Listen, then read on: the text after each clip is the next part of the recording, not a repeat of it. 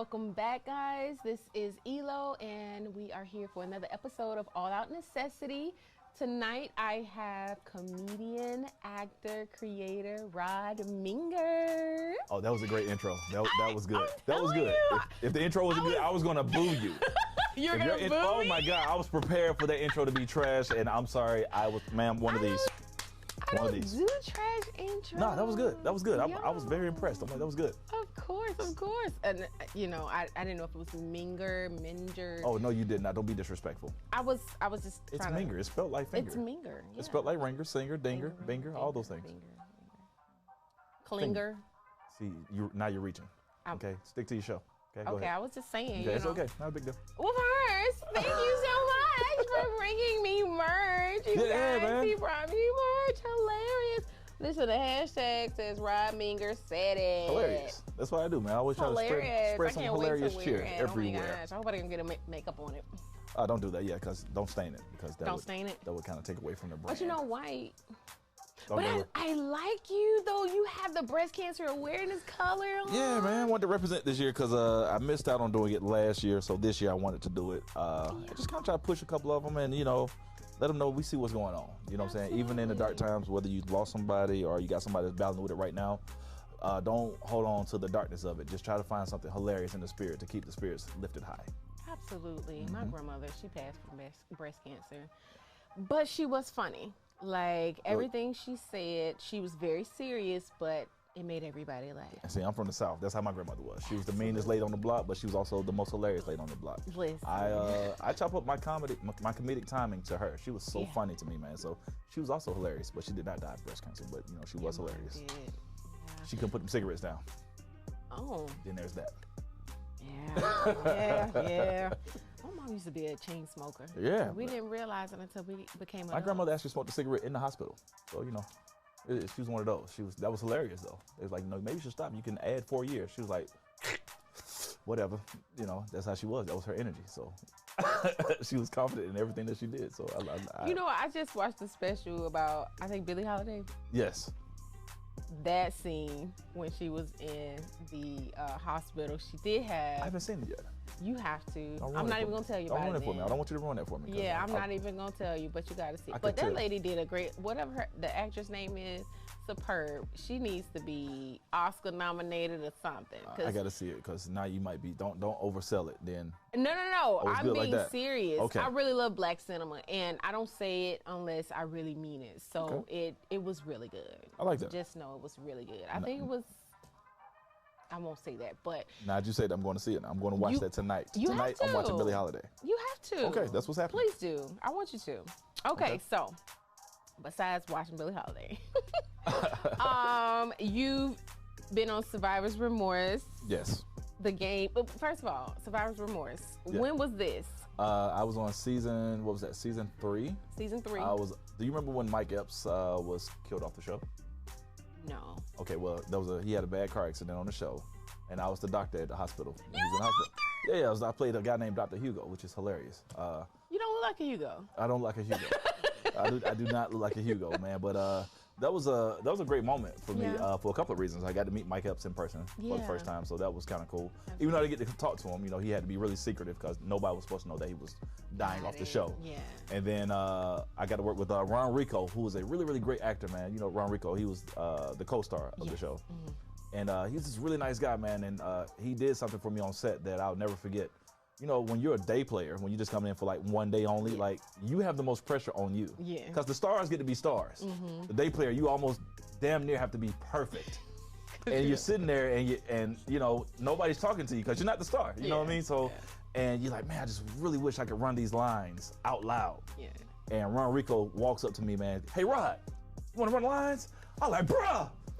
Yes, yes, man. The relief I had that he walked up to me like that. Then Jesse, the lead, he comes over as well. Like, yeah, let's do it. So we all kind of got in a circle and we ran it over like 4 or 5 times. And I'm like, yo, this is really, really dope, man. And then a lesson I learned from Survivor's Remorse is about the power of the mental. So let me tell you what happened. So when I was auditioning for Dr. Hugo, I had 2 auditions for Survivor's Remorse. There was Dr. Hugo, and there was a guy named Uncle Bernie.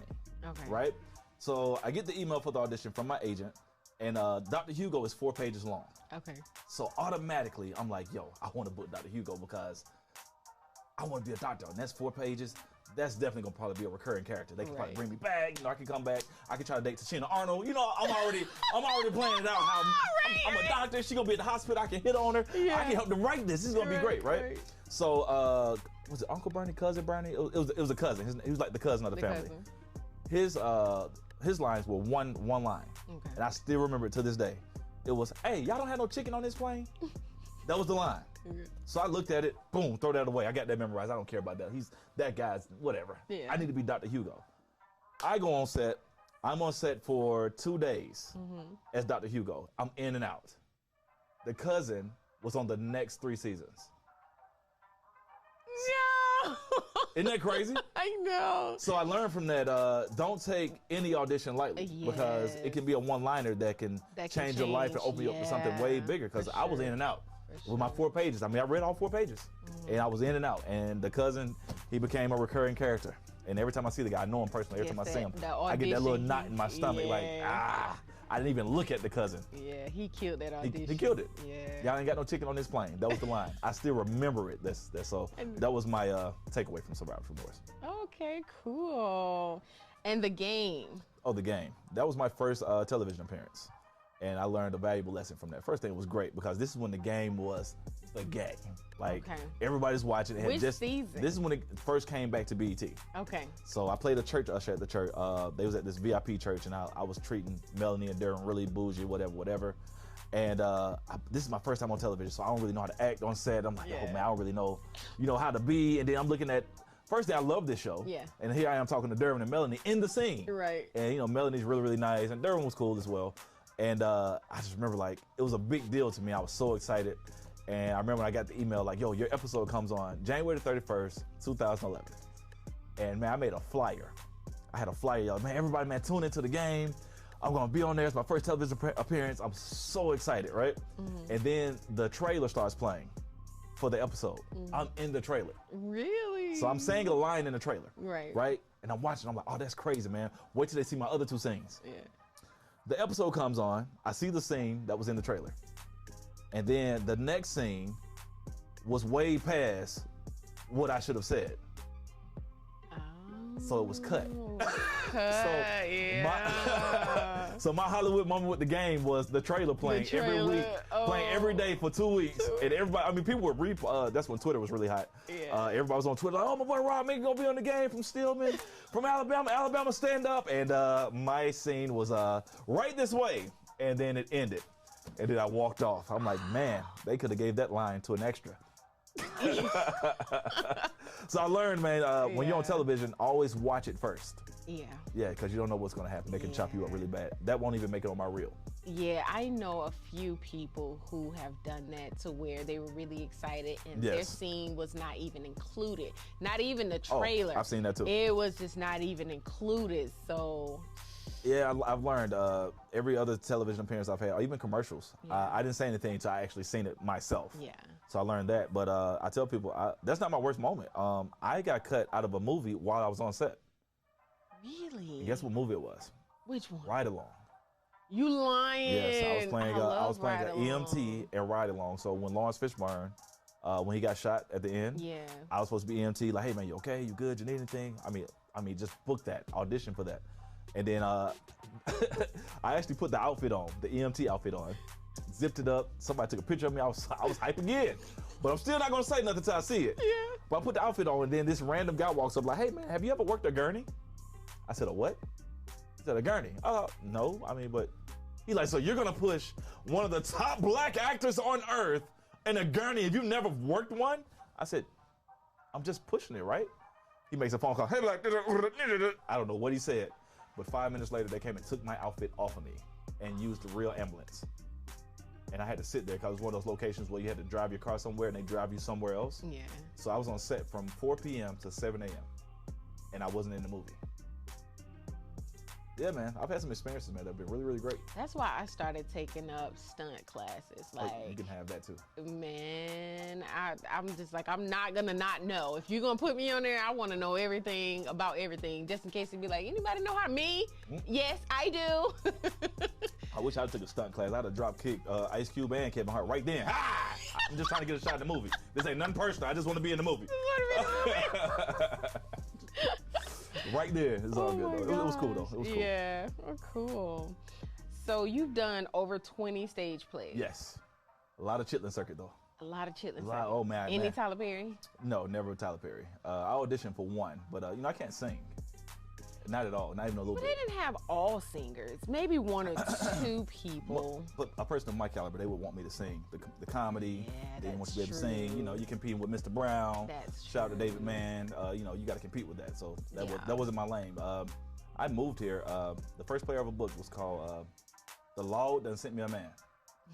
I did that play for 6 months, man, and that play introduced me to a lot of different places, man. I think every other play I booked was somehow tied to that play because of the cast and directors that came, the networking events we went to promote that play, the people that just were actually in the audience. I mean, it opened up a lot of windows, man. So I've had a lot of 6 degrees of separation type of bookings in my career thus far. Awesome. Yeah, man. I try to keep it positive, man. Yeah. So you say you're from Alabama? Montgomery, Alabama. Roll Tide. Montgomery. Yeah, the Gump, as we call it. We call it the The Gump. Gump. No, you can't say that now. You're not from there. Relax. I can't Relax. say it. Watch your mouth. I'm joking. I was just repeating what you said. Nah, I can't say the Gump. No, I'm from the Gump, man. Yeah. Down south, born and raised, man. I mean, you sound like it. I sound country is what you're saying? Yeah. Okay, well, yeah. I'll take that. But I do too sometimes, You have like a New Orleans accent, even though you're from Miami. That's what they say. Yeah, I don't know what happened. Did you do some traveling back and forth? Some gumbo got mixed up, and There it is. Okay. Okay. But it's not about me. It's about you. Oh, okay. It's about you, sir. Okay. Well, back to me then. Yes, back to you. Back to you. Back to you. Okay. So, Disney Cruise Line. Yes. You host. Yes. Tell us about that. So I did Disney Cruise Lines for 3 years. Mm-hmm. That's where I met my beautiful fiance, Jasmine. Yes, she was Princess Tiana, and I was the adult MC. And one of the funniest things about Disney Cruise Lines, till this day, I have no idea how I got that job. I never applied. What? Never auditioned. Didn't even know that the position I had was even available. I'm sitting at my computer one day, and I get an email that said WDW, whatever the person's name was, at Disney.com. Send me an email like, hey, would you be interested in being a club host for Disney Cruise Lines? And I was like, my response to that email for the top entertainment company in the world was, I'm sorry, what is that? And she asked me, did I have Skype? I was like, yeah. She's like, can I Skype you right now? I'm like, sure. So I Skype her, and we're sitting there, and she's like, I have on a button-up shirt and a tie and some underwear. I'm basically talking to who's about to connect me to Mickey Mouse, right? Yeah. And I'm like, I think it's just some type of spam call, like some type of, I don't know what I thought it was. A lady named Megan Dean, which hilarious that, I haven't seen her since. But she's like, so Rod, so what made you interested in working with us? And I'm like I said in the email, ma'am, I don't even know what you're talking about. And she just bust out laughing. And she's like, that's so funny. She's like, but I have your resume right here, your headshot.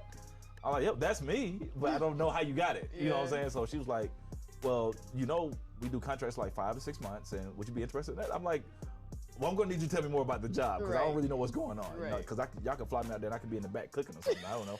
And that's not what I want to sign up for. That wasn't my passion right then. Yeah. And then so she started telling me about, you're going to be hosting all the adult parties. You're going to be there's a club where you're going to be the manager of the club, and you're going to be working with this entertainment crew, and y'all going to do like all these cool things, and you're going to host the comedy shows. I'm like, what? And I was like, how much does it pay? And she's like, this, the third. I was like, what? I'll be there. And she just bust out laughing. She's like, can I have my manager give you a call? I'm like, yeah. So he calls me the next day. He has a University of Tennessee flag sitting behind him. And I go, you're an SEC man. He's like, what you know about the SEC? I said, I'm an Alabama guy. He's like, oh man, y'all kick our butts every year. And we talked about football for 10 minutes. And after we got through talking about football, he said, hey man, can I fly you to Orlando? I was like, as long as you're paying. Right. And they fly me to Orlando, first class. I do the weirdest audition I've ever had in my life. I had to do a 7-minute clean comedy set for a crowd of 4. Okay. And they weren't there to laugh. They were there to take notes. Yeah. And then I did that comedy set, and then they asked me 100 what-if questions. And then they sent me this dance to learn that was from some Disney show, and which was weird because I was like 32, 33, so the knees were already done with the dancing, right? So it took me like a week to learn this dance, and then I had to do it, and then they was like, can you do it again? I was like, yeah, cool. And they was like, They writing their notes, they're whispering, you know. And then it's like, let's go upstairs. So go upstairs to where they have the sail away party, which is where the ship takes off. And everybody on the ship is upstairs. Yeah. But when I go up there, it's 9 o'clock in the morning. Nobody's there. They're like, this guy hands me the mic, who's the cruise director at the time, a guy named Christian Abbott, hands me the mic. He said, okay, Rod, so you're up here. There's 6,000 people here. Go. Oh. And I went, I did whatever I did, and they took the mic back, and the lady was like, you know what? You're hired. And that was the next 3 years of my life. Awesome. Traveled everywhere, man. I've been all up and through. I've been all through Alaska, all through Mexico, through the Panama Canal. I know everything there is to know about Port Canaveral in Orlando. Like, I went to Disney World for the first time as a grown man, which is hilarious. You know, my family, we was a Six Flags family because, you know, you got discounts from keeping the cans. See, you don't know nothing about that. See, that's the struggle we grew up with. We know Disney. You had to hold on to the cans. Y'all knew Disney. See, we was Six Flags babies. And I ain't talking about, like, vacation either. I'm talking about collect those cans, put everybody in the Astro van, drive to Six Flags. We got sandwiches packed in a book bag. We're gonna eat them at Six Flags, and we're driving back the same night. Oh yeah, no. That's how we did it. We did the same thing. That was us. Yeah, so we I was a grown man lunch. going to Disney for the first time, and it was an amazing experience. And then, like I said, I found my wife there, so that was great too. Awesome.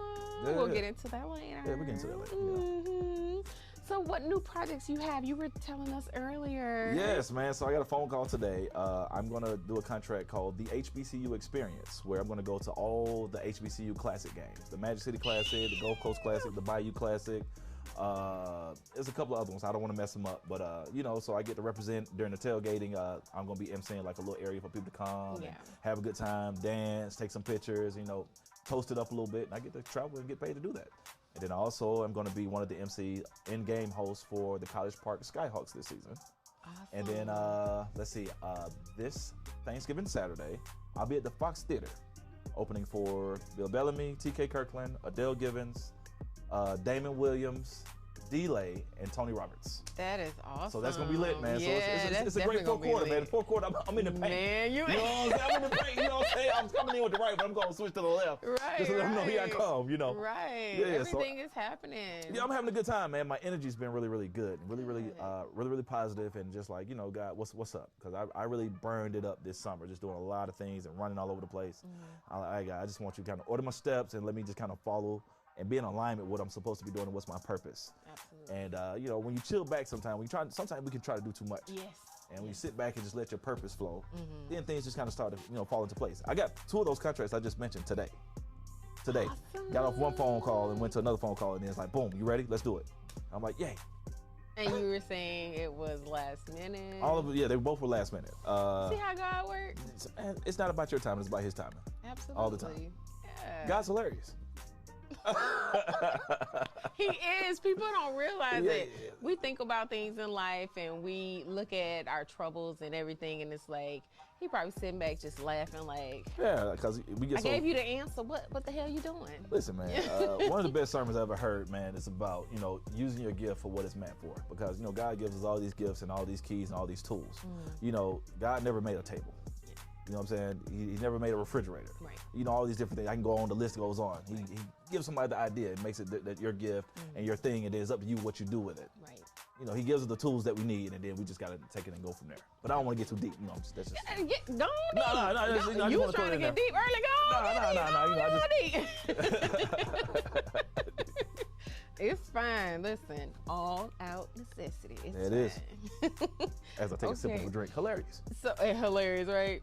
So you didn't mention about Principal Green, your character. Oh yes. So I'm playing Principal Green in this pilot with a young lady named Jessica the Prankster. This young lady is 17 years old. Yes. And she has grown her following to 4 million. Yes. And she got really popular for playing pranks on her mom. My mom, yes. And so she decided to write a TV show about it. And it's getting pitched. I mean, it's already in the works because she has such a strong following. Awesome, yeah. And she helped write it at 17. She's really, really talented, great actress. And her co-writer, which is a lady by the name of Maggie Bush, who's one of Tyler Perry's top writers as well. Okay. Which is, see how stuff just started lining up. And I mentioned Tyler Perry See earlier. What I'm saying? See how that works out? See, I was saving it. So Maggie Bush and Eugene Bush, they're a couple. They were helping her write it, and they were shooting it, and they was like, yo, I know the perfect person to be this principal. I'm gonna introduce you to Rod Minger. She's never met me, she doesn't know me. And I come in and I'm just, chilling, just learning my lines, doing my thing. And then, man, the chemistry was just great. Awesome. She was great. I was great. And we was just going back and forth. The humor was perfect. The comedic timing was great. And we had a good time. And we shot it. I think we shot for like 10 to 12 hours in one day. It was great. Wow. And it's gonna be great. I believe it. It was so funny because she's so funny and her mom's funny as well. Yes, yes. And then just like, I like a principal. How can I be as a principal? So it was a mixture of Mr. Belding and Carl Winslow put together. That's why I blended those people together. That's who I pulled from. That's a good mixture. That's a good mixture. So it's gonna be great, man. It's gonna be a good time. Sure. I had a good time with that. For sure. And then Maggie Bush says she's gonna try to promote with some other things. So Oh, look at God. Look at God. Look at God. Let's go. Shout out to Gil Talent. Shout out. Yeah. What about the Virtual Babysitter? The Virtual Babysitter is a movie I just did with Vivian Brazil, which is the widow of Tommy Michael Ford from Martin. Mm-hmm. She is carrying his legacy on really well. She always keeps him in everybody's memory. She's writing, she's in acting classes, she's directing, she's producing a lot. And she wrote this script during the quarantine. Mm-hmm. And we did a virtual table read. Mm-hmm. And I didn't know, I've seen her, I knew her through Tommy, because Tommy, we kind of hung in some of the same circles, mm-hmm. acting wise. And then I would see her all the time, but I didn't know her personally. But we did the table read. It was pretty good read. It was just one of those things. Yeah. I think it's just a table read. And then a year and a half later, she sends me an email like, can you be on set Monday at 10? Yeah. I'm like, for what? It's a year and a half later, you know what I'm saying? She's like, the table read we did. I was like, oh, bet. And then so she hired me on the spot, and then we shot that for a week, and we had a good time, man. I played her. I have a daughter. I'm a widow. I have a daughter, and my wife dies. And my schedule was so busy. I think I'm playing a lawyer. My schedule was so busy, I need to hire a virtual babysitter. But of course, it becomes a love interest, and I'm gonna just leave it right there. Oh, okay. Yeah. Want to see that? Yeah, it was my first shirt off scene, by the way. Yes. Oh, first shirt off scene. Had my first shirt off scene in the movie, so that was good. How was it? Are you in shape? I'm pretty nice up under here. Oh, okay. Well, God bless. Yeah, I'm ready for men's fitness. Don't worry about it. Good. I mean, I did see a couple videos which you working on, but I didn't really see a shirt off, so I couldn't really tell. That's okay. Well, you gotta see the movie. I gotta see the movie. You gotta see the movie. Gotta see the movie. Okay. There we go. I made sure I didn't eat that day. I had lettuce for breakfast and lettuce for lunch. So let us pray. Yeah, let us pray. Oh my gosh. Okay, so new stuff coming up. Before I get to that, Out of Luck with Killer Mike. Oh man, so that's still shooting right now. We went on a pause because he's going on a tour. Okay. But my good buddy of mine by the name of Mike Allen, who is the owner and operator of All In Films, he works with Killer Mike all the time. He films all this stuff and does all his BTS and all his videos. And he wrote a script for him. And he's like, "Yo, Rod, you want to be the lead?" I'm like, "Just like that, just like that." I'm like, "That's what I'm talking about." Right. Sometimes you just gotta be prepared. Put your foot down in something. Right. And I was like, "Yeah, I'll do it, man." And that was my first time meeting Killer Mike on set. And now we're on a pause until they get back at the end of November. Then we're gonna continue that, and then we're gonna take that and run with it. Awesome. I'm a seed planter, man. I'm a seed planter, man. It's all coming together. It's all coming together, man. Well, let me tell you something. Mustard seed of faith. That's it. Right. It's not about it being a small little faith. A mustard seed knows it's a tree. Absolutely. I'm done with that. I'm not gonna keep going. I told you can go deep now. You can go a little deep. Sometimes you gotta know you're a tree. That's it. That's right. So you do a lot of skits. Yes. Very funny. You have some new stuff coming. Yes. In regards to what we were talking about earlier, R. Kelly, like, what is your thoughts in regards to, should we support the music while we convict the man? Like, listen, what? It's a wrap. First thing, it's hard to listen to the music and not think about what has happened. It's one of the most heinous things that has ever happened in our community, ever. And the fact that he got away with it so long and damaged so many people and hurt so many people. And you know what bothers me almost more than the crime is the fact that he kept all the evidence just out. Like, he had all those tapes with those girls' names on it. Like, when you watch Surviving R. Kelly, it's hurtful. That was hurtful. It's hurtful. So it's rough for me, man. It kind of catches my attention. And don't let your playlist be going when you're having some late night activity. And then next thing you know, I feel so. Hit play, please. Hit pause, please. Pause. Yeah, I don't think he should be in the rotation of sexual activity. Nah, he's definitely, it's because what are you thinking about when you listen to it? Yeah. But I tell you what, man, they should put him a studio in that jail. So because that album right there, I don't know what, man, could you imagine him talking about trapped in prison? That'd be hilarious. I feel that. I really want them to give him like they gave Martha Stewart some needles and thread and stuff. I just played to see what he's talking about. I want to see what his experience is like. I mean, it's gonna be good. His experience he produced. I'm talking about the music. Song. Oh, yeah, his experience he's gonna produce. Can you imagine the first time he had a peanut butter and jelly sandwich without the corners cut off? Oh my God! For being in the shower. You had to fight somebody over a honey bun? Wow! Which honey bun? I don't know. I'm not a honey bun guy. I'm not. See, this why I don't do you. My thing is he's no longer a threat. So I feel like we should still let him be gifted. I mean, he's no longer a threat. I feel like he should pay. Honestly, if he don't get the needle, he should be enough for life. Wow. But the reality is we shouldn't withhold the gift. Like, I mean, he was gifted and he chose to use those gifts in the wrong way. And now he got to pay the price. Yeah. And that's just what that is. Well, and that's all I have to say about that. Well, you going to have more to say. Not about R. Kelly. I'm done. I'm done with it. I will not say anything else. What about his playlist? Oh, listen, I'm not doing this. I'm not doing everything his playlist. I can find a way to make it mean something else in my brain. Every time I hear something, you can. I was listening to I Believe I Can Fly the other day, and I was like, you know what? He was talking about. I can't sleep, baby. I was like, you know what? He was talking about trapped in the closet. You know what he was talking about? Like everything I hear is like this is what he was talking about. When you actually go back and listen to it, he was giving us all the clues the whole time. It made all the sense in the world. Like, oh, I'm like a detective from Scooby-Doo. Because I'm like, look, that was the clue right there. What about he saved me? Come on. And then there's that. I'm not doing this. I'm not doing this. I'm done. That's the last thing I was saying on the topic. I'm about to go catatonic on you. No. Okay? Nope. What about he saved me? What do you have for that? I have nothing. I have nothing. You don't have nothing? I'm saying nothing else about R. Kelly. He can't be redeemed? R. Kelly? Yo. Yeah, he is redeemed. Where he is, in prison. I mean, his soul, his spirit. His soul, I mean, that's up to him and Jesus. But that's what I'm saying. Like that's up to him. We don't know what is he praying right now? Or is he trying to snitch on some other people? I don't know. What I'm just saying. I don't get involved. You know, he saved me can't be twisted. I don't know. It depends. Who saved you? Who are you referring to? Who are you speaking of, sir? Who are you talking about? Who was in the studio when you recorded that? Who's holding the camera? What happened that night? You know, it's just all those things. But see, that's why I don't get into it. It goes too far. It's a domino effect. I'm trying to stay away from. You know, let go and let God with that. But it's reality. It is reality. It happens all the time. We all have uncles and aunties that have done some crazy stuff. That we won't even go there. So, you know, it's okay. It was some real color purple-ish stuff going on. Listen, I promise. When you become adults and you learn about stuff going on in your family. What was my uncle all those years? You know, I had an uncle, they told me that was in New York, and he's never been to New York in his whole life. That was just cold for jail. But you know, that's just how some families do it. And he would call us from New York all the time. Hey, you have a clear call from New York. Okay, oh, what's up? Oh, you still in New York? Yeah, man, just out here hanging on the Statue of Liberty. You know, I'm 8. I don't know any better. Hanging on the Statue of Liberty. I know he's never been in New York ever. Under the Statue of Liberty. I just went for the first time in 2018. Really? To New York? To New York, period. Yep. Wow. It was my first time going. I love New York. I love it too. I'm going for Thanksgiving. It's going to be great. I do. I mean, they say it's dirty. It is. But I mean, people in New York know it's dirty. They know what's up. I like the city life. Yeah, I mean, the old city life is kind of closed now. They're still on phase 1. Yeah, that's true.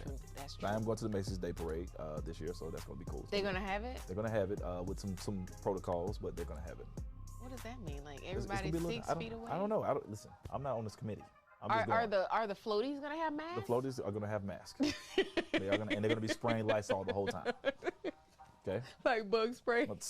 Every time. Just make sure you're good. Keep your eyes closed. This is Lysol on the way down to disinfect your body. Thank you. Oh my God. Macy's keeping everybody safe. Wow. Okay. Yes. So now what we're gonna talk about. You got right there, like little taboo cards. But go ahead. Yeah. You know.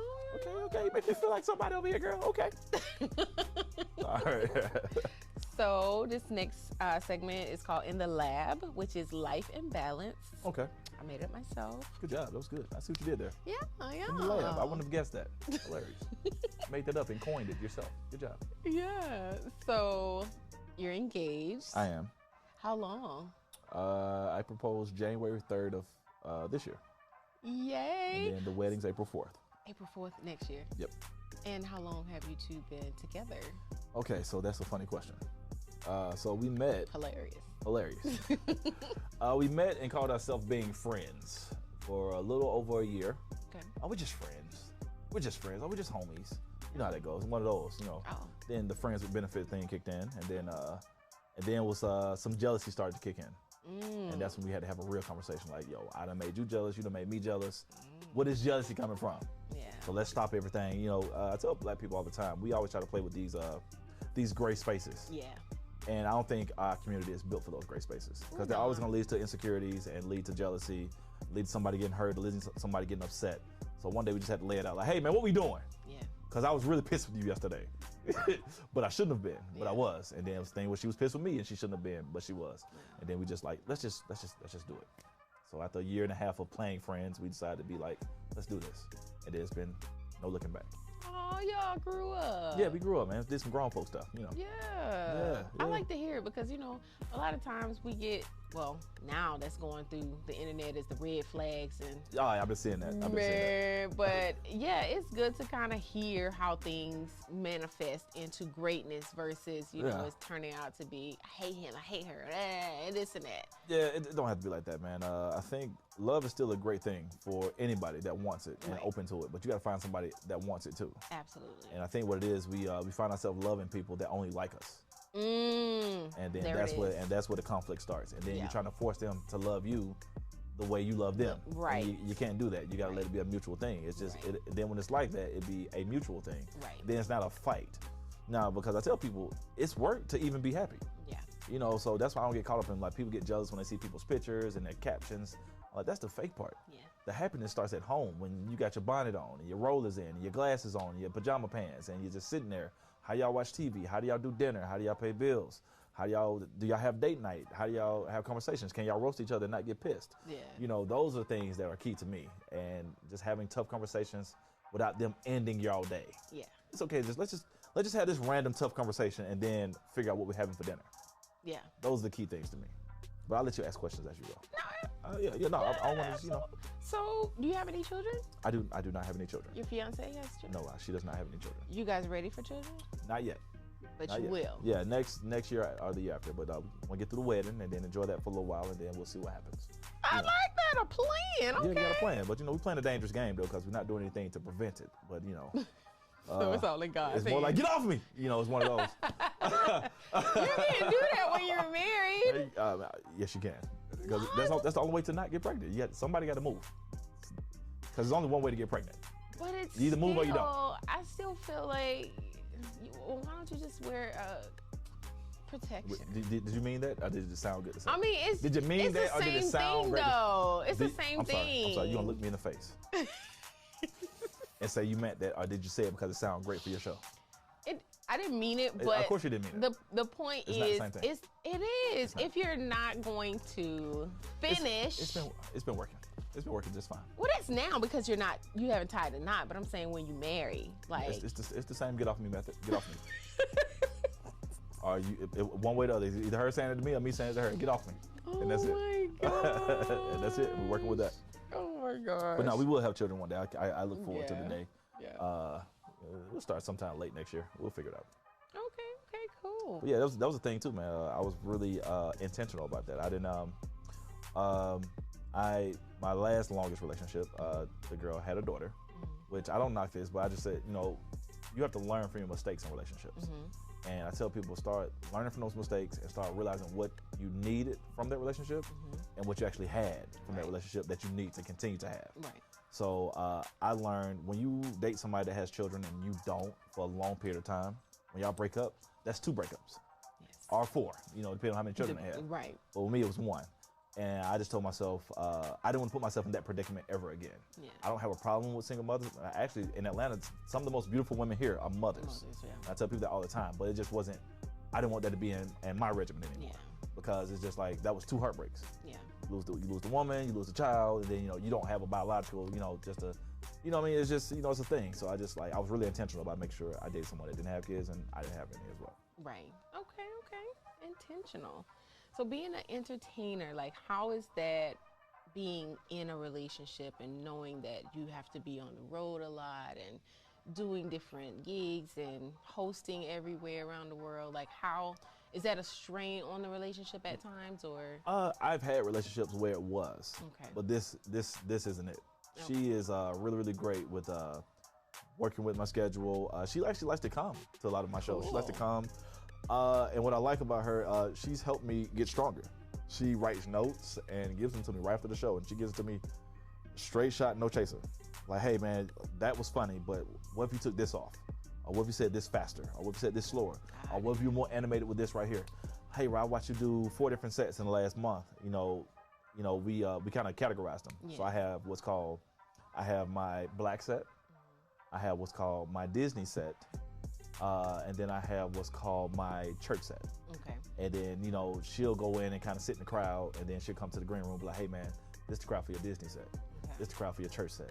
This is the crowd for, this is your black set. You need to hit them fast and aggressive. Got it. And I like somebody that can just like break me down like that. And she knows when I'm nervous. She always finds the perfect words to say. So I'm thankful to have somebody like that. She's like she's a great companion. Yes. You know what I'm saying? Because I had a really weird moment that nobody would understand but her just last Friday. So I did a show with Steve Brown and Christopher Columbus at this new place that's opening in Columbus, Georgia. And we get there, my dad's family, my dad passed when I was 15. We're not the closest. Not out of them being mean or me being mean. It's just, it's one of those things. My dad died when I was young, and then I went off to college. And then I didn't really come back to visit, and they didn't come to visit. It's nobody's fault. But when I got to the show, they came and surprised me. Right. And I'm talking about an auntie I haven't seen since I was probably 22. A cousin I haven't seen since college, which is funny. The last time I seen them, we got in a fight with some guys at a club. That's how young we was. We still in fist fights at clubs. Yeah. And then I had 2 cousins there that I had never even met.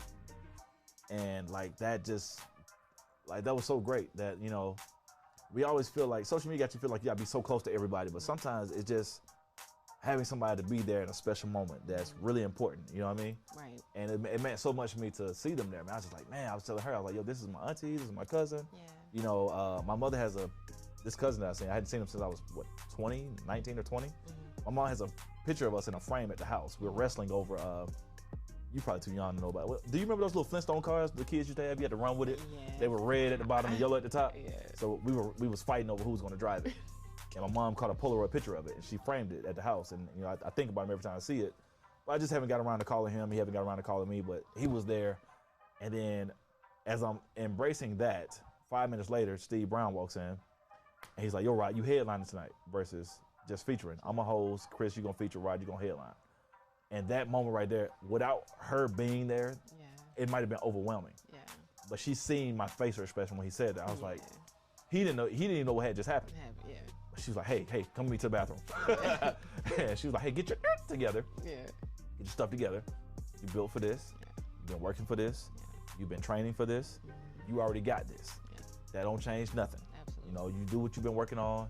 Your family's going to enjoy it and go have a good time. And that just kind of eased the tension. I went and had a great set, and we're on to the next. So we haven't had any issues with me traveling or doing shows. She actually is really helpful. Very good. Yeah. Yeah. You got a good one. Yeah, she's great, man. She's really, really dope, man. I got lucky. Awesome. Okay. So before we end, I like to kind of do something fun. Well, It's been an hour already? Jesus. It's not really been an hour, but depending on how long this takes. Okay. So you're a drum major? Wow. You dug deep for that one, didn't you? I did. Wow. That was really a long time ago. Did I surprise you? I don't think I even posted that anywhere. How did you find that out? I'm a PI. Oh my gosh, the poor bastard that you're gonna date. He better not ever cheat or write on any girl's page. Young man, if you're gonna date ELO, don't comment on anybody's page. I was a drum major 22 years ago. Listen. Wow. Yes, I was drum major, still in college. Truth, though. But I know. No, I am a PI. But yeah, okay, so we're gonna kind of do. I cannot believe you do that. That's funny. Go ahead. Yeah, Doug. I was like, let's see. Drum major, still in college in Tuscaloosa, Alabama. Yeah, that was my thing. That's when my entertainment career started. So I take that you watched the movie Drumline. Of course I did. Of course. So that's what these questions are. Oh my gosh. Just Drumline trivia. Oh, Drumline trivia. Yeah. Let's do it. That's all. A little easy. A little easy. That's not bad.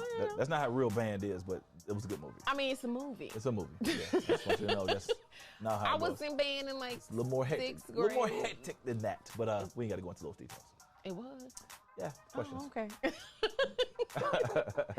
Okay. We'll start with the easy ones first. Mm-hmm. What was the college that Devon Miles attended? Atlanta A&T. Yay! You got it. Softball question. I like it. Yeah. Okay. Why did Devon have to take a percussion class? Why did Devin have to take a percussion class? Because he couldn't read music. Yes, that is correct. He was told to go so he can learn music. He was a natural, which a lot of drummers are. Yes, and we're gonna talk about that too later. Okay. What was the name of the director of the band? Oh, You man. gotta know this. You gotta know this. Oh, no. What was his name? Come on. Oh, it's my boy from Saturday Night Live. Yes, come on. Oh, that's going to drive me crazy. Hold on. Come Oh, on. I can't remember. No, think. I remember him saying, Mr. Miles. I know, think. What's our band motto? I can't remember his name. What was his name? Mr. Dr. Almost. Oh, no, it's Dr. Almost. What does it start with? Give me the letter. L. Oh, that's so embarrassing. I do not remember. It's not Lewis. No. It's not Lance. It's not Come on, it's so easy. Dr. Lee. Yes! I knew you would get it. Man, do you know how upset I would have been if I would have guessed that? Oh my gosh, I'd have been so mad with myself when I got in the car. I'm like, damn it, it's Dr. Lee. Yeah, I'm one of those people I can't let trivia go. I have to keep. Me Yeah, too. yeah, it just drives me insane. Yes, okay. Oh, my hands started sweating. Oh, goodness. What instrument did Devin play at his graduation? Snare drum. Yeah, you got it. Yeah, that's pretty simple. I mean, he played snare drum the whole movie. That was not a hard question. I mean, it was supposed to be a tricky question. It's snare for both. Okay. And guess what were they playing? The Bumblebee thingy. No. What? What were they playing at the graduation? Oh. What song? The Michael Jackson. No, they wasn't. No, which one? It was playing I Believe I Can Fly by R. Kelly. They were. They were. Oh, snap. See? And then Devin. You love R. Kelly. Just say it, man. I mean, he's a great singer. He was a great singer. He was. He is a great singer to this day, but he's also an asshole. Yeah. Okay, last question. Mm-hmm. What was the concept that Dr. Lee was teaching? Wasn't it 70s music or 80s? Done. No. Michael Jackson. The Done. concept of the movie, like what was his actual concept, Dr. Lee's concept of The Drumline the movie? band? Yeah, the entire concept. Oh, one band, one sound. Yes! That's not the concept. That's the band motto. But that's what the trivia question said. So it was. No, it's what's the band motto? That's the band No, motto. I It's not the can't. concept. You can't do that. The band, what the motto That of was the a movie. trivia question. I can't change the people What question. the concept of the I can't movie is what change the the movie is question. about. But that It's was about being in band. And, Yeah, but that was the whole. oh my gosh, One who band, wrote one this? sound. That bastard. I don't. Oh, Unbelievable. That's not the. you don't even know them. But that's not the concept. That's the band motto. Those are two different things. I could have got that wrong for no reason. But you didn't get it wrong. I mean, okay, I'm with you. But you had to See, kind of pull but it out. But you you got it right. You're right. All right, I'm letting it go. I'm done with it. So, back to being a drum major. Yes, that's All right, hilarious that you before- found that out. That is Yeah. very funny, actually. So, what is it with musicians and comedy? Because I find that out a lot. That is it goes hand in hand. I can't speak for anybody else, but I can speak for them because I know them. So I don't know a lot of entertainers that were in the band. I do. I'll say I didn't pick up on it that way. For me, I knew as a child that I wanted to be an entertainer, but I didn't know what type. What type? But I come from one of those blue collar, really hard working families where people were truck drivers, worked at factories, city jobs, military, and that's all we had. There was no entrepreneurs, there was no entertainers, and there's no knock against them. They worked hard and they were very driven for that. Right. But I knew young I wanted to be an entertainer. I remember me and my grandmother, we used to watch Comic View together. And she started to pick up on that. I would watch Martin and memorize his set. And I would do it, and then I would do it, but bleep the cuss words out. Yeah. And she'd be like, nah, you gotta put the cuss words in it. Oh, grandma. And I'm 5, right? And then when the family would come over, she's like, yo, man, listen to Ryan tell these jokes. And then it would just crack up, right? So then for years, that was like the thing, you know, when the family got together, I was always the one that was funny and entertaining, and I was really a real extrovert as a child. And then as I started to get older, instead of them being pushy towards it, they became more resistant. It's like, oh, he's not growing out of this. And so then, and I tell people, they always feel like it's a negative. It wasn't a knock against them. I was doing something that my family hadn't seen before. Right. So sometimes you're the person in your family that got to do something that nobody's seen to make them understand it. Right. And so as a child, I understand it. So I knew I wanted to do entertainment, but I just didn't know how. Then I was just like, oh, maybe they're right. Maybe I am too old. Right. Maybe, you know, I'm already 12. You know, which is I'm still a child. You know what I'm saying? But you know, my family's saying that it's stupid, so I should think it's stupid. So then I pick up a trumpet at 12. My grandfather played the trumpet. Then I started playing trumpet. Then he's like showing me how to play, but I'm in class. But I'm very competitive. So I didn't like being shocked with what we were going to play the next day in band. So I would go ahead with him. But now he's showing me, but within 2 months, I was better than him because he had put it down for so long. Yeah. But I loved that we were working together, so I never let him know that I was past him. Yeah. So I would let him keep teaching me just so we could have our bonding time. Yeah. And just to know that as a child, but I was like, man, I like that we're spending time and we're learning trumpet like this. And then we started doing concerts, and I enjoy that my family's coming to the concerts. I'm playing at the Christmas concert. Yeah. I'm playing in the spring concert, but it hasn't hit me yet. Then my 9th grade year, Titanic had just came out. Movie Titanic. And we have a spring concert, and we're playing the soundtrack from Titanic. So that's a so we're playing that, right? And then that part is a baritone solo. And my band director walks up to me, he's like, hey Rod, how'd you like to play the baritone? I was like, why would I play the baritone? He said, well, we're playing this Titanic song and there's a baritone solo. Yeah. So we switched to the baritone, let me give you a couple of lessons. They're the same fingerings. So people that don't know that baritone and trumpet are the same fingerings. Yeah. He's like, you come with me after school a couple of days and you're gonna have a solo in the concert. I was like, what? Bet. So we already had band practice on Tuesdays and Thursdays, but I had to stay after on Monday and Wednesday as well to learn the baritone. Yeah. And then I do this, when it's time for me to play the solo, I have to stand up and I have to play it. So the whole little climax of the song. And then when it was over, the crowd started clapping. And that was the moment. I'm like, yo, I'm supposed to always have those reactions. Yeah. And then I remember telling my family, like, yo, I like hearing the crowd respond positively to something that I've done on stage. Right. Like, oh, here you go. You see what I'm saying? Yeah. So then I had to build a different mindset. I said, this is something I'm gonna have to do without them knowing. Yeah. So then I just stuck with the band. I go off to college, and I march high school drum major as well. So I'm drum major in high school, and I'm getting these ovations for the crowd, the news, people are talking to me, because I was one of the first black male drum majors at my high school. Okay. So then that's like, you know, they can't ask me, like, yo, what does it feel like to be one of the first black people to be drum major at high school? I went to a school that was 50-50 white and black. Back then, now it's one of the most hood schools in Montgomery. Hilarious. Shout out to JD. And then I leave from there and go to Stillman, and I become drum major there. And then by my junior year, I'm sitting in the game, and I realize I don't like being in the band anymore. But I'm about to graduate. Yeah. So then they put up a flyer that they're gonna do a play at the school, and I audition, I book it, and I meet a guy by the name of Dr. Jonathan Awori. He's this highly trained thespian, and we do this play, and he said, hey Rod, you seem really like competitive, like you just want to know everything. I want to know everything. I want to know how the lights work. I want to know how, you know, how do you know where to put us, how to block us. I want to know, like, how do you learn your lines? And he's like, you know what, instead of being in the play, why don't you be my stage manager? And I explained to you why after the show was over. Now in the moment, my feelings were hurt. I'm like, why are you gonna take me out of the play? Like, am I trash? Like, what's going on? You know what I mean? So then we're having rehearsals, and then every time we have rehearsal, he'd come in and cut on all the lights in the theater. Then he would leave. So then I would be running the rehearsal.